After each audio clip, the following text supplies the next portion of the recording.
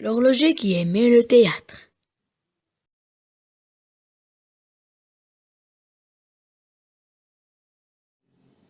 Mon père est un horloger, mais ce n'est pas un horloger ordinaire.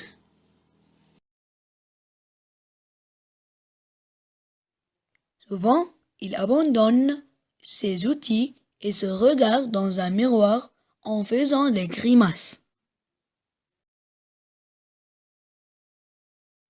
Mais ce n'est pas en se regardant dans un miroir qu'on répare les montres. Mon père voudrait faire du théâtre. Quelle idée! Mon père a tout pour être heureux. Eh bien non, c'est du théâtre qu'il veut faire. Quand on le voit grimacer, ça nous amuse un peu, mais ma mère dit que ça ne fait pas sérieux. Surtout quand un client entre dans le magasin. Mon père a décidé de prendre des cours de théâtre dans une sorte d'école. À son âge, il ne se contente pas d'aller suivre des cours d'art dramatique, mais il reçoit des amis comédiens dans notre magasin. Après le dîner, ils poussent le comptoir dans un coin et ils font du théâtre. Je ne les vois pas car on m'envoie coucher, ce qui est une injustice.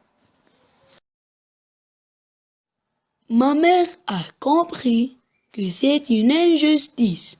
Aussi s'assied-elle près de moi jusqu'à ce que je m'endorme. Certains soirs, c'est plus fort que nous à entendre mon père et ses amis raconter leurs bêtises.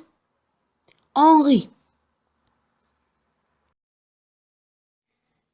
Mais il y a des soirs où ce n'est pas drôle du tout. Ils poussent des hurlements, peut-être même qu'ils se battent. Un soir, mon père criait pour la 100e fois. « Maudite, tu l'as voulu, tu mourras de mes mains. » Et une voix de femme répondait. « Grâce, grâce, je suis trop jeune, je veux vivre jusqu'à demain. » Soudain, les policiers frappèrent à la porte. La concierge, entendant des hurlements et des menaces de mort, avait pris peur et téléphoné à la police. « Que se passe-t-il » interrogea le policier. « Rien d'anormal » le rassura ma mère. Mais dans l'autre pièce, mon père se remit à hurler. « Maudite, tu l'as voulu, tu mourras de mes mains. »